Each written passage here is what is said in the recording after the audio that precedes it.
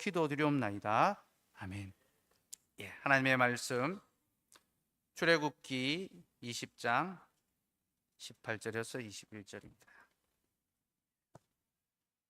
하나님의 말씀 출애굽기 20장 18절에서 21절 말씀입니다.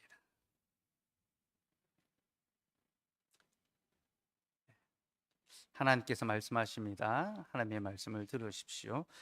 뭇 백성이 우레와 번개와 나팔 소리와 산의 연기를 본지라. 그들이 볼 때에 떨며 멀리 서서 모세에게 이르되 당신이 우리에게 말씀하소서 우리가 들으리이다. 하나님이 우리에게 말씀하시지 말게 하소서 우리가 죽을까 하나이다. 모세가 백성에게 이르되 두려워하지 말라. 하나님이 임하시면 너희를 시험하고 너희로 경외하여 범죄하지 않게 하려 하심이니라. 백성은 멀리 서 있고 모세는 하나님이 계신 흑암으로 가까이 가니라. 아멘. 하나님, 오늘도 우리에게 하나님의 말씀을 들려주셔서 감사합니다.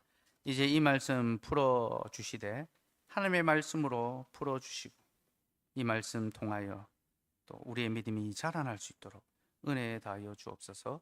예수님 이름으로 기도드리옵나이다. 아멘. 예, 원래 오늘은 십계명 8계명 도둑질하지 말라에 대해서 설교할 차례인데요. 순서를 좀 당겨서 십계명의 결론을 먼저 설교하려고 합니다.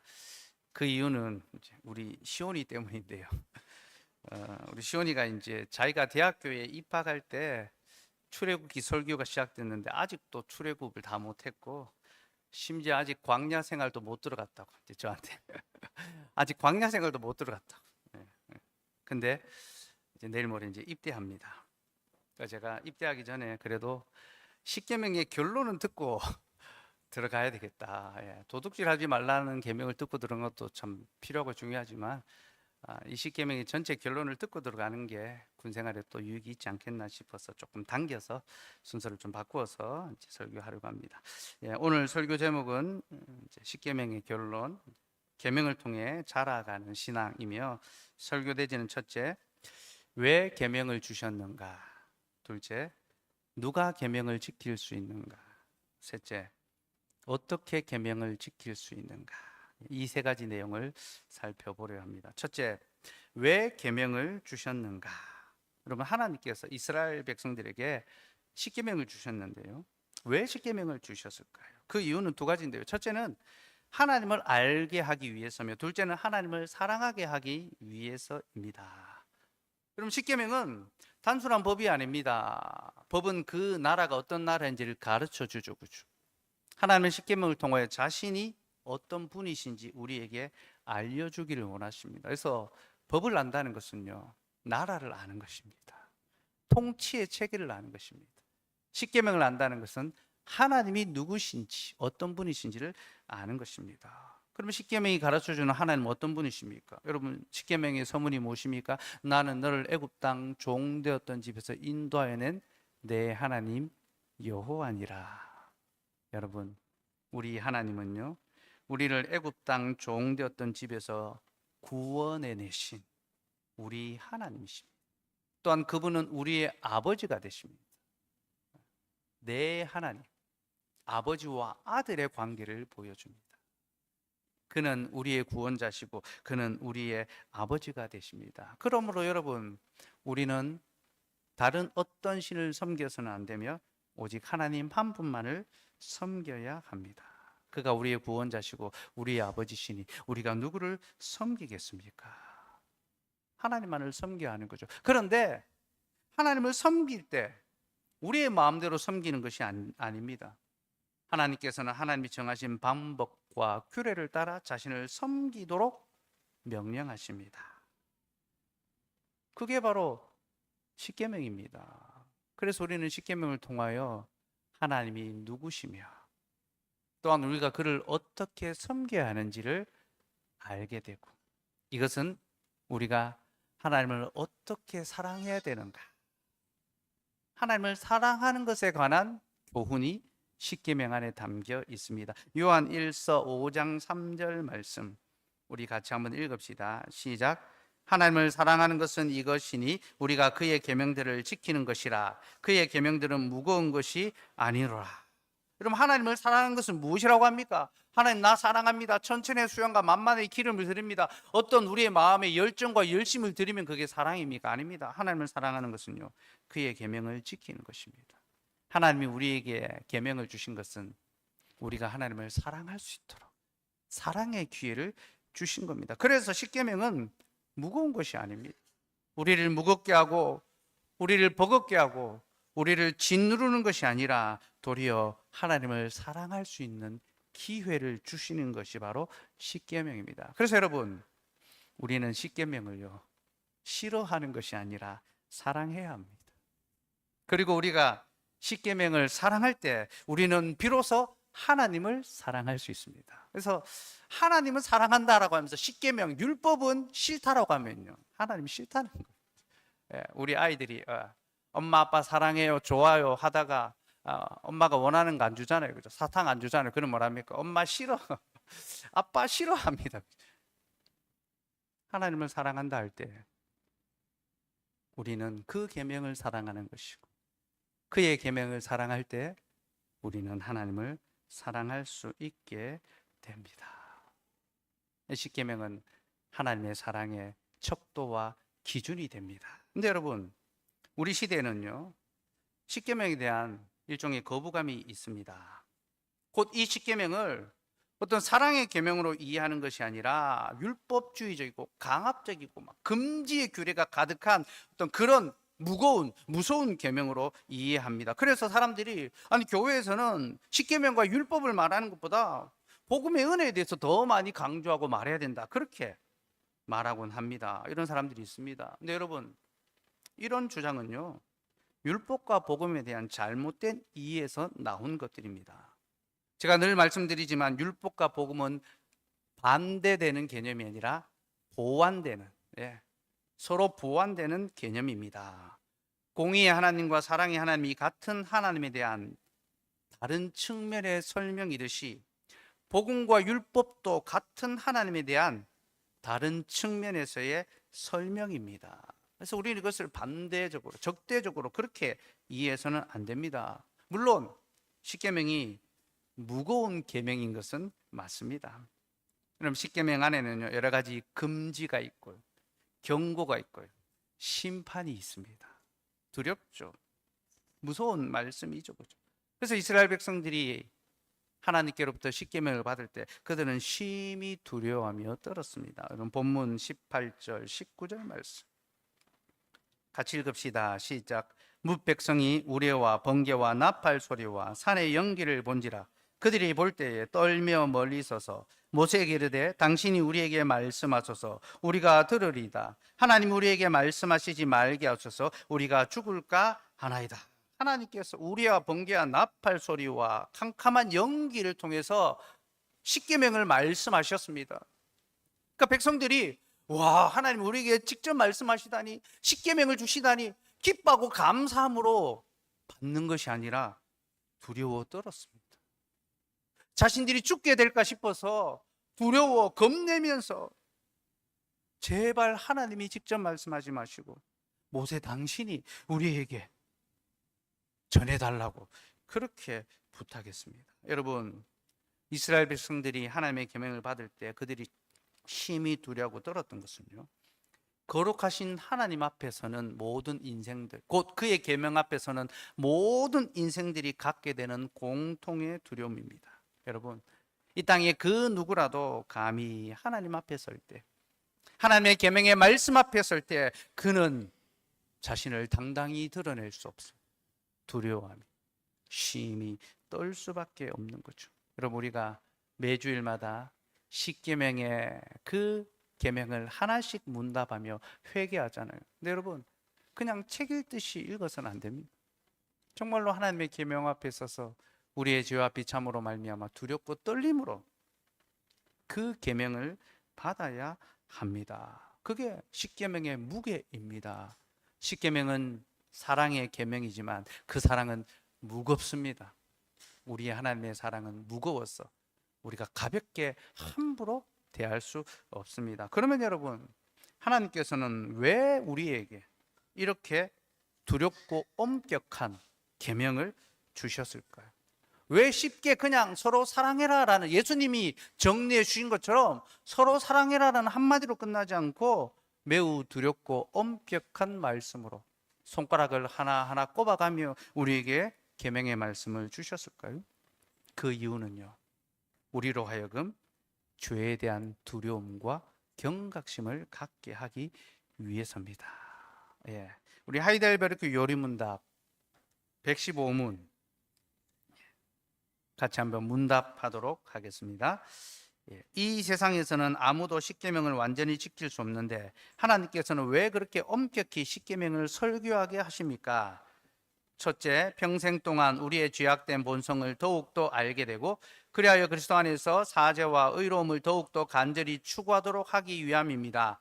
둘째, 이 세상의 삶을 마치고 목적지인 완전에 이를 때까지 하나님의 형상으로 더욱더 변화되기를 끊임없이 노력하고 하나님께 성령 은혜를 구하기 위함입니다. 그럼 요리문답은요, 하나님 우리에게 이 엄격한 십계명을 주신 이유를 두 가지로 설명합니다. 첫째는 우리가 우리의 죄악된 본성을 알게 하기 위해서죠. 우리의 죄의 본성이 얼마나 심각한가. 둘째는 우리가 하나님의 형상으로 변화할 수 있도록, 하나님의 백성으로, 하나님의 자녀로 거룩한 삶을 살아갈 수 있게 하기 위해서 이 십계명을 주셨다라는 것입니다. 두 번째 부분은 이따가 살펴보기로 하고요. 첫 번째 이유부터 살펴보면요, 하나님께서는 우리에게 죄의 두려움을 갖게 하기 위하여 십계명의 말씀을 주셨습니다. 여러분, 죄는 두려운 것입니다. 죄는 비참한 것입니다. 여러분, 죄에는 형벌이 있으며 하나님께서는 그 죄를 반드시 심판하십니다. 오늘 우리가 소교리문답에서도 읽었죠, 그렇죠? 죄마다 마땅히 받아야 할 봉은 무엇입니까? 죄마다 현세와 내세에서 하나님의 진노와 저주를 받아 마땅합니다. 여러분, 죄는요, 그냥 어떤 마음의 찔림, 내가 잘못했고 시간이 지나면 세월이 약인 것처럼 잊혀지는 그런 개념이 아닙니다. 죄는 시간이 지난다고 잊혀지는 것이 아닙니다.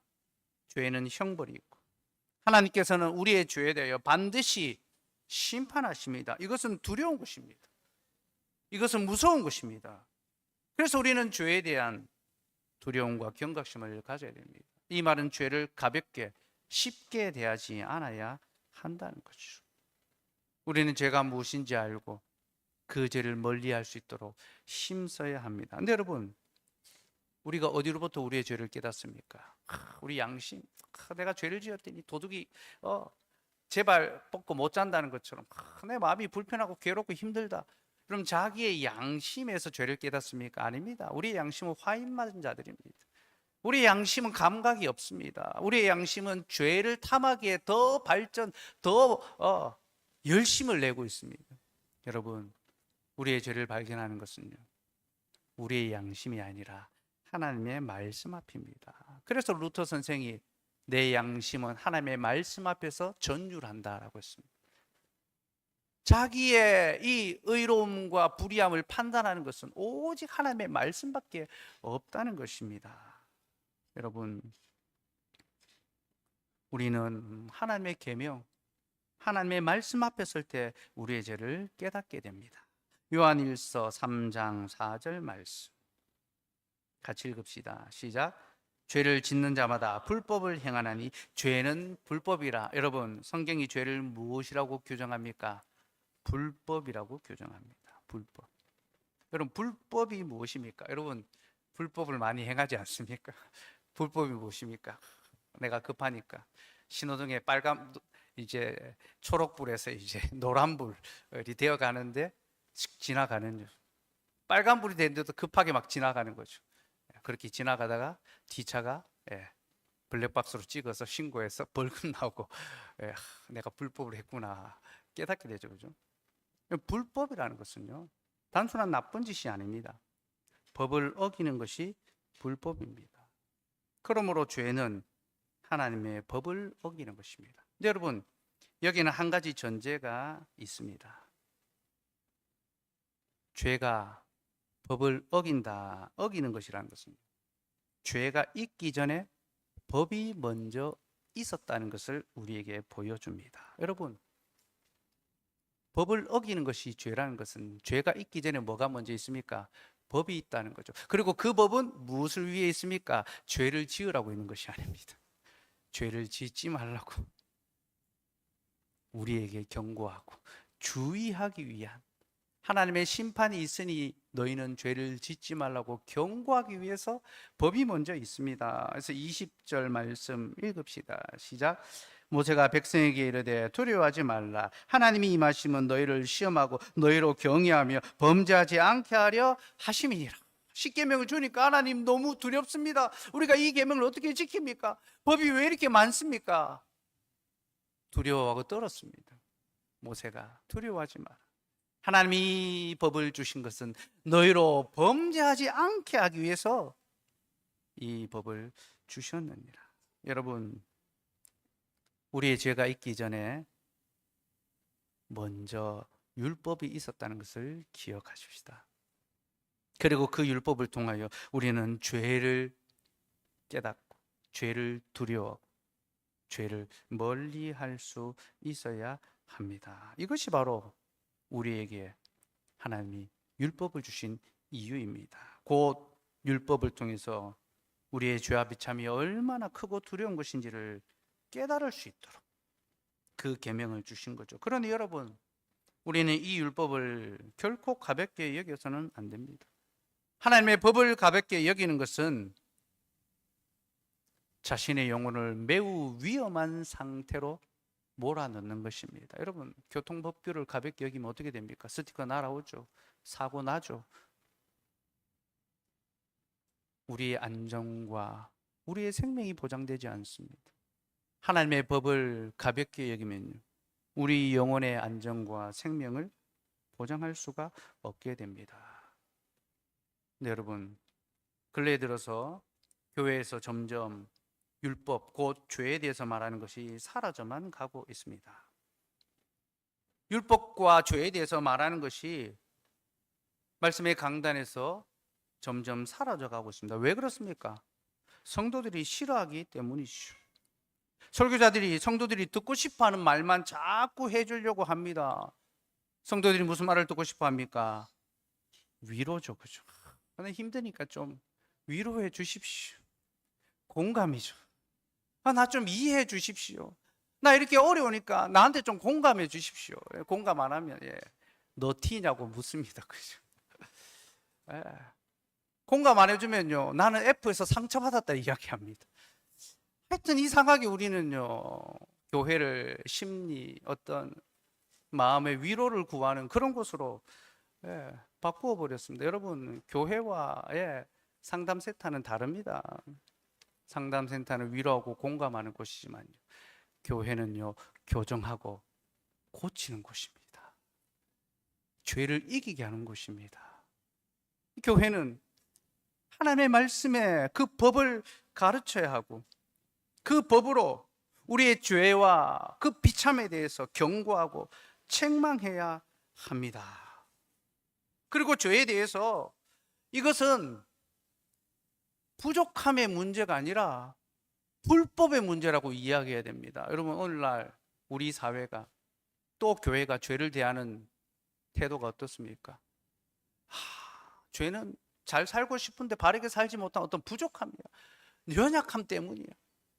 자꾸 우리의 연약함 혹은 우리의 어떤 형편의 문제로 자꾸 끌고 갑니다. 내가 바르게 살고 싶었는데 참 잘 안 되더라, 내가 연약한 자지. 여러분, 죄는 연약함의 문제가 아닙니다. 죄는 부족함의 문제가 아닙니다. 죄는 불법의 문제입니다. 죄는 불순종의 문제고 죄는 완악함의 문제입니다. 내 취향, 내 성향대로 받아주면 안 돼? 여러분, 하나님의 말씀은 우리의 성향과 취향에 따라 달라지지 않습니다. 하나님의 법을 통하여 우리의 죄가 무엇인지를 분명하게 알아야 합니다. 이것이 말씀이 우리에게 주어진 이유입니다. 말씀은 우리의 죄를 책망하고 바르게 하죠. 그렇죠? 그래서 디모데후서 3장 16절에서 모든 성경은 하나님의 감동으로 된 것으로 교훈과 책망과 바르게 함과 의로 교육하기에 유익하니라고 합니다. 모든 성경, 하나님의 말씀은요, 교훈과 책망, 책망이 무엇입니까? 죄를 깨닫게 한다라는 뜻입니다. 곧 우리의 죄를 꾸짖고 우리의 죄를 깨닫게 하는 것, 그것이 바로 책망입니다. 그것이 바로 성경의 핵심 교훈이랍니다. 그러면 성경은 왜 우리의 죄를 책망하고 꾸짖습니까? 하나님이 우리를 이해해 주지 못했어. 우리가 얼마나 연약한지 몰라서 그렇습니까? 아닙니다. 하나님 우리가 얼마나 연약한지 너무 잘 아시고 우리보다 우리를 더 잘 이해하십니다. 그래서 하나님은 그저 마음의 위로가 아닌 우리의 몸과 영혼에 참된 위로를 주기를 원하십니다. 곧 그 위로는요, 우리가 우리의 죄를 회개하고 하나님의 용서하심을 얻고 죄사함과 구원의 은혜를 얻도록, 바로 그것을 위하여 우리에게 죄를 책망하시고 그 죄를 떠나게 하시는 겁니다. 사랑하는 여러분, 계명의 말씀이 엄격한 것은요, 우리에게 죄가 얼마나 두려운 비참한 것인지를 알게 하기 위해서, 우리가 그 엄격한 하나님의 말씀 그대로 들을 때 우리는 두렵고 떨림으로 하나님 앞에 서게 되고, 하나님 나의 죄의 연약함을 이해해 달라고 말하는 것이 아니라 하나님 나의 죄를 용서해 주시옵소서, 회개를 구하게 됩니다. 여러분, 우리의 죄는요, 이해의 영역이 아니라 회개의 영역입니다. 우리는 우리의 죄를 회개함으로 하나님께 돌이켜야 합니다. 그러니 여러분, 하나님의 율법의 말씀을 들을 때 두렵고 떨림으로 들읍시다. 그냥 이 자리에 앉아 있으니까 들려지는 말씀으로 여기지 말고, 하나님이 얼마나 거룩한 분이시고 그 말씀을 어기는 것이 얼마나 두려운 일인지를 우리는 절실하게 깨닫고 하나님 앞에 바로 서야 합니다. 하나님께서는 바로 이것을 위하여 우리에게 율법의 계명을 주셨고 또한 복음의 설교자를 세우셨습니다. 그러므로 여러분, 설교자는요, 청중의 마음을 달래고 위로하는 것 이전에 하나님의 말씀으로 그들의 죄를 책망하고 바로 잡을 수 있어요. 회개를 촉구할 수 있어야 합니다. 근데 여러분, 제가 여러분의 귀만 즐겁게 해주는 설교자가 아니라 여러분의 영혼을 두렵게 하는 설교자가 되도록 기도하시기 바랍니다. 그것이 저의 첫 번째 직무며, 저는 하나님의 말씀으로 우리의 죄와 비참을 전하도록 이 자리에 세워졌습니다. 둘째, 누가 계명을 지킬 수 있는가? 여러분, 계명의 말씀은 우리의 죄를 책망하기 위해서만 주어진 것은 아닙니다. 십계명은 우리가 하나님의 말씀에 순종하며 살아갈 수 있도록 우리에게 주어진 말씀입니다. 출애굽기 24장 3절 말씀, 24장 3절 말씀 같이 한번 읽읍시다. 시작. 모세가 와서 여호와의 모든 말씀과 그의 모든 율례를 백성에게 전하며 그들이 한 소리로 응답하여 이르되 여호와께서 말씀하신 모든 것을 우리가 준행하리이다. 십계명이 선포되고요, 세부 항목으로 율법이 선포되었습니다. 하나님이 어떻게 십계명을 구체적으로 지킬 것인지 삶의 세부 항목으로 하나하나 가르쳐 주시고요, 이제 언약 체결식이 완성될 때 그 모든 계명을 모세가 다 전하니까 백성들이 뭐라고 합니까? 여호와께서 말씀하신 모든 것을 우리가 준행하리이다. 하나님께서 계명을 주셨으니 이제 우리가 그 계명에 순종하겠습니다. 여러분, 율법의 계명은요, 우리에게 순종하도록 주신 말씀입니다. 그래서 하나님을 사랑하며 살아갈 수 있도록 우리에게 기회를 주신 거죠. 근데 여러분, 여기서 순종이라 할 때에 오해하시면 안 됩니다. 우리가 이렇게 순종함으로 하나님의 구원을 받는다. 곧 순종이 구원의 조건이라고 생각하시면 안 됩니다. 그럼 우리는 순종함으로 구원을 받는 것이 아니라 구원을 받았기 때문에 순종하며 살아가게 되는 겁니다. 곧 우리의 순종에 앞서 뭐가 있습니까? 구원이 있습니다. 하나님의 구원이 있습니다. 우리의 죄가 있기 전에 먼저 율법이 있었던 것처럼 우리의 순종이 있기 전에 먼저 하나님의 구원이 있습니다. 그래서 우리는 구원받은 자로서 하나님의 계명에 순종하며 살아가야 하고, 이것이 구원받은 자의 합당한 삶입니다. 근데 여러분, 문제가 하나 있습니다. 이 계명을 지키기가 쉽지 않다는 겁니다. 여러분, 사람은요, 약속을 지키지 않습니다. 계명을 지키지 않습니다. 우리 아이들 키워보면 너무나 쉽게 자명하게 발견하죠. 아, 이 아이가 계명을 어기는구나. 아, 이 아이가 아담의 후손이구나. 이 아이 안에 죄가 있구나. 근데 왜 아이만 발견하겠습니까? 그렇죠? 나도 그렇게 살아. 우리 모두가 다 계명을 지키는 것이 아니라 어기며 살아가는 것에 더 가까운 자들입니다. 오늘 소규리 문답에서도 우리가 고백했지 않습니까? 인생 중에 누구도 하나님의 계명을 온전히 지킬 수 없다.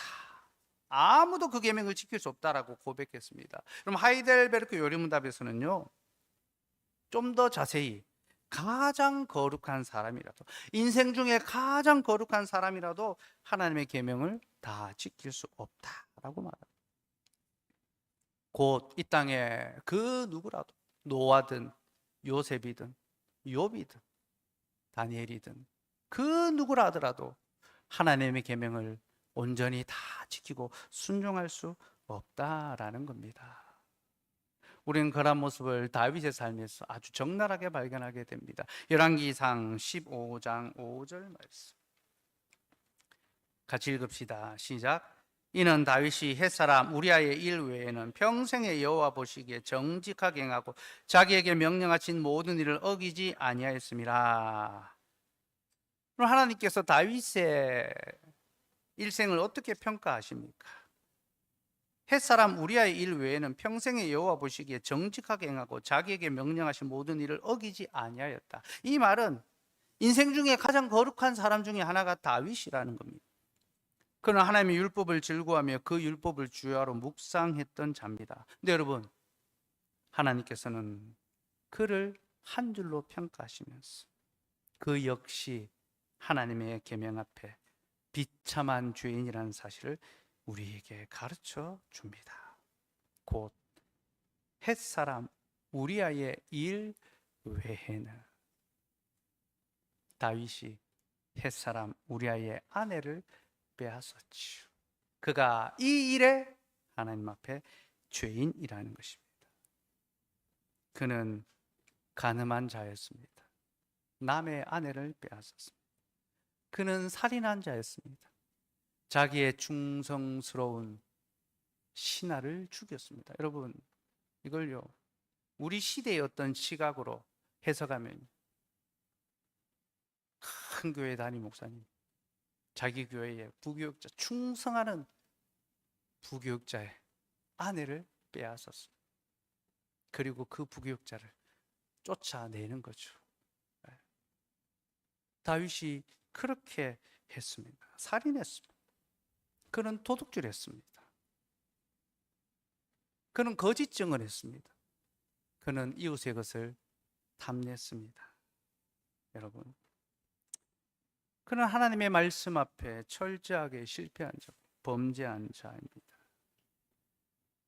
하나님은 바로 그의 삶을 우리에게 하나도 포장하지 않고 적나라하게 드러내십니다. 햇사람 우리아의 일 외에는, 아, 이거 빼고는 다 깨끗하구나, 그 말이 아니라 그가 이 일에 범죄하여 걸려 넘어졌다는 것을, 곧 하나님의 말씀 앞에는 그 누구도 의인이 될 수 없다는 사실을 우리에게 보여줍니다. 여러분, 그렇습니다. 의인은 없나니 하나도 없습니다. 모든 사람이 죄를 범하였음에 하나님의 영광에 이르지 못합니다. 다윗의 삶은요, 그 누구도 하나님의 계명을 온전히 다 지킬 수 없다는 것을 우리에게 보여줍니다. 근데 여러분, 매우 놀랍게도 다윗을 향한 하나님의 이 평가는 하나님을 향한 두려움을 갖게 만드는 동시에 또한 우리를 향한 하나님의 구원과 위로도 전해줍니다. 여러분, 하나님이 다윗을 보실 때 그가 비록 범자였지만 그가 평생에 여호와 보시기에 정직하게 행하였다. 너는 비록 그 일에 걸려 넘어졌지만 너는 내 앞에 정직한 자다. 내가 보기에 너는 정직하다라고 말씀해 주셨습니다. 여기서 정직하다라는 말은요, 의롭다라는 뜻입니다. 곧 하나님께서 그를 의롭게 여겨 주셨다라는 거죠. 칭입니다. 그죠? 그는 범자였으나 하나님이 그를 의롭게 여겨 주셨습니다. 그러면 여러분, 왜 하나님께서는 다윗을 의롭게 여겨 주셨습니까? 사울도 죄를 범하고 다윗도 죄를 범하였는데 왜 사울은 버림을 받고 다윗은 하나님의 용서함을 얻었습니까? 그 차이가 무엇입니까? 그 차이가 바로 하나님의 말씀으로 자신의 죄를 깨닫고 하나님께 돌이켜 회개한, 바로 그 회개에 있습니다. 시편 51편 4절 말씀 같이 읽읍시다. 시작. 내가 주께만 범죄하여 주의 목전에 악을 행하였으니 주께서 말씀하실 때에 의로우시다 하고 주께서 심판하실 때에 순전하시다 하리이다. 여러분, 다윗은 자신이 주의 목전에서 악을 행하였다라고 합니다. 이 말은요, 자신이 하나님의 계명을 범한 자라는 것을 고백합니다. 그럼 십계명에 너는 내 앞에 할 때 그 내 앞이 뭐라 했습니까? 내 집에서, 내 목전에서 다른 신을 내게 두지 말라 했죠. 십계명은 하나님의 집, 하나님의 목전에서 주신 계명입니다. 그가 내가 여호와의 목전에 악을 행하였습니다. 하나님, 내가 하나님의 집에서, 내가 하나님의 그 목전에서 죄를 범하였습니다. 그는 하나님의 계명을 통하여 자신의 죄를 깨달았습니다. 그리고 그는 또 한 가지를 믿었습니다. 무엇입니까?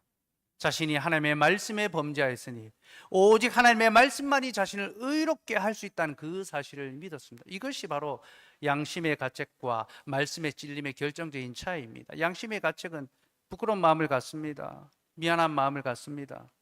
도덕적으로 바르게 살려는 마음을 가질 수 있겠죠. 그러나 회개하는 마음은 가질 수 없습니다.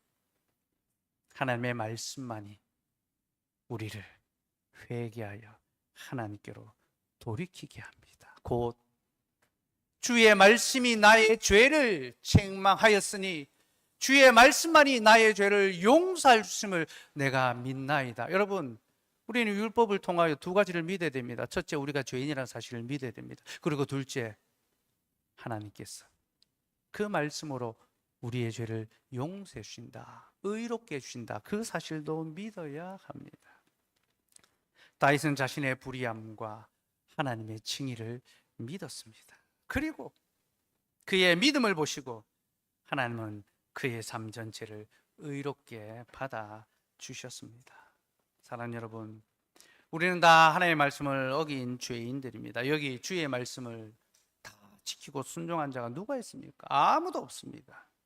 우리는 계명의 말씀을 떠나 산 자들이고 그 말씀을 듣기를 싫어하는 자들이고 세상의 다른 소리는 듣고 즐기고 보며 살아가지만 하나님의 말씀은 읽고 듣고 쓰지 않는 자들입니다. 또한 세상의 다른 소리에는 귀를 기울이고 우리의 상관에게는, 우리의 고객들에게는 온갖 좋은 이야기를 듣고 싶어하고 하고 싶어하면서도 하나님의 말씀은 듣지 않고 불순종하며 살아가는 자들입니다. 여러분, 우리가 이 말씀을 통하여 우리의 죄를 깨닫고 자복하며 회개할 때 하나님께서는 우리의 믿음을 보시고 우리를 그리스도 안에서 거룩한 자로 받아주십니다. 우리를 의로운 자로 받아주십니다. 하나님이 우리를 보실 때 결코 우리를 직접 보지 않으십니다. 하나님은 그리스도를 통하여 우리를 봐주십니다. 이것이 바로 다윗을 향한 하나님의 평가입니다. 너는 불의하였으나 내가 말씀의 눈으로 너를 바라보니 너는 말씀 앞에서 의로운 자라. 사랑하는 여러분, 하나님의 말씀으로 책망을 받고 하나님의 말씀으로 하나님께 회개하고 하나님의 말씀으로 하나님 앞에서 의롭다 하심을 받는 저와 여러분이 되기를 소망합니다. 셋째, 어떻게 계명을 지킬 수 있는가? 이제 요리문답의 두 번째 부분을 살펴보겠습니다. 하나님께서 우리에게 계명의 말씀을 주신 이유가 우리가 하나님의 형상으로 변화되어 가기 위해서, 우리를 변화시키기 위해서 이 계명을 주셨다라고 말하고 있습니다. 무슨 말입니까? 우리가 하나님의 사람으로 자라갈 수 있도록 하나님께서 이 계명을 주셨다라는 거죠. 여러분, 십계명은요, 사랑의 계명이고 십계명은 자람의 계명입니다. 모든 사랑은 자라나게 합니다. 자람의 기초는 사랑입니다. 사랑받을 때 자랍니다. 사랑할 때 자라갑니다. 예, 우리 아이들이 커서 자라가고, 예, 대학생이 되고 작년에 누군가를 사랑하면 자라가요. 집에서 볼 수 없던 모습들이 막 보입니다. 일찍 준비하고 열심히 살아가고. 사랑은 우리를 자라나게 합니다. 십계명은 사랑의 계명이기 때문에 우리를 자라나게 합니다. 특별히 여러분, 하나님이 우리를 하나님의 자녀로 불러주신 것은요, 우리를 자라가도록 부르신 것입니다. 여러분, 구원은 거듭남 아닙니까? 거듭남이 무엇입니까? 하나님 안에서 다시 태어나는 것이죠. 근데 여러분, 태어난다는 것은요, 그저 태어나는 것을 목적으로 하지 않습니다. 모든 태어나는 것은 자라나는 것을 목적으로 합니다. 여러분, 자녀가 나는 태어났으니 목적을 달성했다라고 안 자라면 어떻게 되겠습니까? 부모가 고통스럽겠죠. 그렇죠? 모든 태어난 것은요, 자라가게 되어 있습니다. 하나님이 우리를 다시 태어나게 하신 이유가 무엇일까요? 우리를 하나님의 자녀로 자라가게 해서. 그래서 자람이 없는 신앙은요, 죽은 신앙입니다. 교회가 자라가지 않는다. 저희가 이제 개척한 지 9년, 내년이 10년입니다. 10주년에 가장 중요한 것이 뭐냐면 우리가 무엇에 자라났는가, 얼마나 자라났는가, 또 혹은 얼마나 퇴보했는가, 우리를 돌아보는 기회로 삼을 수 있어야 됩니다. 여러분, 자라지 않는 신앙, 여러분 얼마나 자라나셨습니까? 매주일 이 자리에서 말씀을 듣고 하나님의 은혜를 누리면서 얼마나 삶에 있어 자라가고 있는지, 아니면 도리어 뒤로 물러가고 있는지 돌아보시기 바랍니다. 여러분, 우리는 자라가도록 거듭났고 모든 태어난 자들은 자라가기 마련입니다. 근데 여러분, 우리가 자라났다는 것을 확인하는 표지, 기준이 있습니다. 여러분, 사람이 무엇을 통하여 확인될까요? 아, 이 아이가 자랐구나. 우리 아들이 이제 군대 입대합니다. 자랐다는 증거가 있는 거죠. 그렇죠? 육체적으로 자랐기 때문에 국가의 부름을 받는 거죠. 근데 여러분, 누군가가 자라간다는 것은요, 순종을 통하여 확인이 됩니다. 곧 자녀가 자라간다는 것은 그 부모의 말에 점점 더 순종해 가는 것을 통하여 확인이 됩니다. 근데 자녀들이 점점 더 순종하지 않고 불순종하죠. 말 못할 때가 더 나았고, 못 걸어 다닐 때가 더 나았고, 지 하고 싶은 대로 다 하게 되면 어떻게 합니까? 이거 싫어, 이거 안 해. 불순종합니다. 그죠? 근데 자녀가 자라가면요, 아, 부모님의 사랑이 무엇인지, 그 말씀의 뜻이 무엇인지를 기억하고 순종하려고 합니다. 그게 자람의 증거입니다. 여러분, 부모님의 말씀에 얼마나 순종하시냐가 여러분의 자람의 표지라는 것을 기억하시기 바랍니다. 하나님을 향한 우리의 자람의 증거도 순종을 통하여 드러날 것입니다. 그래서 하나님께서 우리에게 계명을 주시고, 너는 이 계명으로 순종하라. 무겁고 억지로 지는 짐이 아닙니다. 우리를 자라나게. 아이들이 자랄 때 어떻습니까? 매일 키 잽니다. 그죠? 일주일마다 잽니다. 연필로 그어가지고. 그죠? 예. 특히 키가 작은 애들이 많이 잽니다. 제가 정말 많이 쟀습니다. 잘하고 싶어서. 얼마나 잘하는지, 조금 잘한 거, 예, 남들은 보이도 않는데 이게 잘못돼가지고 약간 위로 된 것 같기도 한데, 1cm, 2cm 자라는 것도 막 그렇게 기쁘고 뿌듯하거든요. 여러분, 말씀의 순종함으로 자라가는 것은 우리의 기쁨입니다. 우리의 감사입니다. 우리는 자라가기에 힘써야 합니다. 비록 여전히 우리가 이 세상에서 불완전하게 살아가고 그 계명을 다 지키지 못하지만, 그럼에도 불구하고 우리는 의와 거룩을 위하여 분투하며 하나님의 말씀에 순종하는 훈련을 해야 합니다. 이것이 바로 우리가 하나님의 자녀로 변화되고 자라가는, 하나님의 형상으로 변화되는 바로 그런 길입니다. 예. 우리 시온이가 이제 화요일, 내일 모레 군대 입대하는데요. 입대한다는 것은 단순히 군대에 가는 것만을 의미하지는 않습니다. 이것은 군인이 된다는 것을 의미하는 것이며, 이를 위해서는요, 육체의 연단과 생활의 절제와 명령에 복종하는 훈련을 받아야 합니다. 쉽게 말해서 가서 고생해야 된다는 거죠. 남이 띠띠우고 남이 하라는 것 해야 됩니다. 집에서는 여기서는 다 채워주고 필요한 대로 다 하지만 훈련 받아야 됩니다. 오늘 시온이가 군인처럼 머리를 깎고 왔는데요, 아직 머리만 깎았지 이제 군인은 아닙니다. 그죠? 그러나 앞으로 훈련을 통해서 점점 더 군인으로 변화해 갈 것입니다. 여러분, 군복이 군인을 만드는 것이 아니라 훈련이 군인을 만든다는 사실, 그것을 기억하시기 바랍니다. 우리를 하나님의 백성이 되게 하는 것, 그 백성으로 살아가야 하는 것, 신앙의 지식이 아니라 신앙의 훈련이라는 것. 훈련이 하나님의 백성으로 우리를 빚어간다는 것을 알아야 합니다. 그러니 여러분, 너무 느슨하게, 너무 편하게, 너무 쉽게 신앙생활 하려고 하지 맙시다. 우리 시대는 모든 것이 쉬워진 시대죠. 조금이라도 쉬운 방법, 교회도 더 쉬운 교회 찾습니다. 더 편한 교회 찾습니다. 그러나 여러분, 쉬운 것에는요 자람이 없습니다. 자녀가 자라는 게 쉽게 됩니까, 여러분? 부모의 시간과 땀과 눈물을 통해서 그 자녀가 자라죠. 자녀도 자라가면서 수많은 어려움의 과정들을 겪습니다. 성장통이라는 게 있죠, 그렇죠? 여러분, 우리가 하나님을 향한 바른 지식을 갖고, 그 하나님을 향하여 바른 열심을 갖고 하나님의 말씀에 순종하는 일에 훈련 받읍시다. 복음과 함께 고난 받읍시다. 그것이 그리스도의 군사로서의 삶입니다. 근데 여러분, 훈련은 혼자서는 할 수 없습니다. 훈련은 혼자 받지 못합니다. 여러분, 헬스장에서 근력 훈련을 해도요, 옆에서 가르쳐주는 코치가 있어야 됩니다. 우리를 연단시키는 훈련의 조교가 필요합니다. 여러분, 그래서 우리가 믿음의 훈련을 하기 위하여 우리에게 훈련 조교, 돕는 자가 필요합니다. 그 돕는 자가 누굽니까? 바로 성령 하나님이시죠.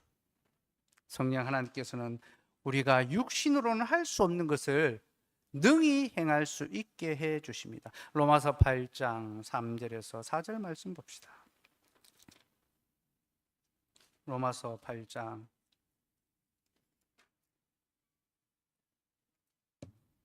3절에서 4절입니다. 같이 읽읍시다. 시작. 율법이 육신으로 말미암아 연약하여 할 수 없는 그것을 하나님은 하시나니 곧 죄로 말미암아 자기 아들을 죄 있는 육신의 모양으로 보내어 육신의 죄를 정하사 육신을 따르지 않고 그 영을 따라 행하는 우리에게 율법의 요구가 이루어지게 하려 하심이니라. 무슨 말입니까? 율법이 육신으로는 연약해서 못하는 것, 곧 우리가 아무리 하나님의 말씀을 지키고 싶어도 우리 육신이 연약해서 할 수가 없는 거예요. 그런데 그리스도께서 자신의 아들을 죄 있는 육신의 모양으로 보내서 육신의 죄를 정하사 깨끗하게 하셨다는 거죠. 그리고 이제 우리를 육신을 따라 살지 아니하고 하나님의 영을 따라 살도록 불러주셨어. 율법의 요구가 이루어지게 하시는 거죠. 곧 우리의 연약한 육신으로는 할 수 없는 그것을 성령 하나님께서는 우리로 하게 해 주십니다. 여러분, 성령 하나님께서 우리로 믿음의 연단과 훈련을 받게 하신다는 것, 그 하나님을 의지하며 믿음의 훈련을 받읍시다. 또한 성령 하나님께서는요, 우리가 머물러 있지 않고 계속 앞으로 나아갈 수 있도록 우리를 권면하시고 우리를 격려해 주십니다. 빌립보서 3장 12절 말씀 같이 읽읍시다. 시작. 내가 이미 얻었다 함도 아니요 온전히 이루었다 함도 아니라 오직 내가 그리스도 예수께 잡힌 바 된 그것을 잡으려고 달려가노라. 내가 이미 얻은 것도 아니며 온전히 이룬 것도 아니지만 곧 하나님의 계명을 내가 다 이루고 성취한 것은 아니지만 성령 하나님께서는 나로 하여금 그리스도 예수께 잡힌 바 된 그것을 잡으려고 계속 달려가게 하신다. 여러분, 성령 하나님은요, 우리가 의와 거룩을 위한 삶을 계속 살아갈 수 있도록 우리 속에서 격려해 주십니다. 할 수 있다고 힘을 주십니다. 근데 여러분, 그리스도 예수께 잡힌 바 된 그것을 잡으려고 달려간다는데 그게 무엇인지 압니까? 이것은 바로 부활의 영광을 가리킵니다. 사도는 지금 자신이 부활의 영광을 붙잡기 위하여 앞으로 나아가고 있다라고 말합니다. 근데 여러분, 부활의 영광이 무엇입니까? 이것은 단순히 죽음을 이기는 삶을 가리키는 것이 아닙니다. 그저 죽지 않고 계속 사는 것을 가리키는 것이 아닙니다. 부활의 영광은요, 죄와 사망의 권세를 이기며 완전한 의와 거룩에 이르는 것, 바로 그것을 가리킵니다. 여러분, 우리가 연약한 육신의 소욕으로 죄를 그칠 수가 없는데 언제 우리가 그 죄를 그치고 하나님의 의와 거룩에 이르게 될까요? 부활입니다. 우리는 우리의 육신의 죽음과 부활을 통해서 비로소 죄의 모든 소욕을 그치고 하나님의 완전한 의와 거룩에 이르게 됩니다. 사도는 바로 그 부활의 몸을 소망하며 지금 자신이 이 땅에서 죄와 사망의 권세에 맞서 싸우며 하나님의 의와 거룩을 위하여 분투하노라. 내가 나아가노라. 표대를 향하여 내가 나아가노라. 그렇게 고백하고 있습니다. 사랑하는 여러분, 부활의 소망이 우리로 하여금 끝까지 견디게 한다는 사실을 기억하시기 바랍니다. 우리가 또 넘어지고 또 넘어지고 또 실패하겠지만 우리 안에 부활의 소망이 있다면 우리는 다시 일어나서 모든 약함을 거슬러 죄를 이기는, 의를 이루는, 계명에 순종하는 삶을 살아가게 될 것입니다. 우리 군대 다녀오신 분들, 군 생활을 끝까지 견딜 수 있게 하는 힘이 무엇입니까? 내가 만났던 사랑하던 연인입니까? 친구입니까? 그런 것이 아닙니다. 저녁입니다. 저녁. 아무리 힘들어도 저녁의 날이 있다는 것을 알 때 견딜 수가 있는 거죠. 예. 우리 내일 모레 입대하는 시온에게는 저녁이 눈에 보이지 않을 겁니다. 예. 신병이 자대 가면 제일 먼저 하는 게 뭔지 압니까? 눈 감아봐. 예. 눈을 감습니다. 고참이 뭐가 보이니? 아무것도 보이지 않습니다. 그게 네 인생, 네 군생활이다. 아무것도 보이지 않는다. 캄캄하죠. 힘들죠. 어렵죠. 예. 진짜 그 자리에서 다 포기하고 싶습니다. 근데 저녁이 있다는 것을 압니다. 그래서 세상이 무너져도 내무반의 시계는 돌아간다는 말이 있습니다. 시간은 간다는 거죠. 저녁이 있다는 거죠. 여러분, 날마다 죄와 사망의 싸움에 이기는 것이 힘들고 패배하고 넘어지지만 우리가 다시 일어서서 의와 거룩의 삶을 향하여 분투할 수 있는 것은 우리에게는 부활의 영광이 있기 때문입니다. 그러니 그 부활의 영광을 바라보고 이제 다시는 세상의 허망한 것에 굴복하지 말고 오직 하나님의 말씀, 그 계명에 순종하며 살아가는 저와 여러분, 우리 하나님이 어떤 분이신지를 알고 그를 사랑하고 죄를 멀리하고 하나님의 형상으로 의와 거룩을 이루어갈 수 있는, 끝까지 견딜 수 있는 저와 여러분이 되기를 간절히 소망합니다. 기도하겠습니다. 하나님,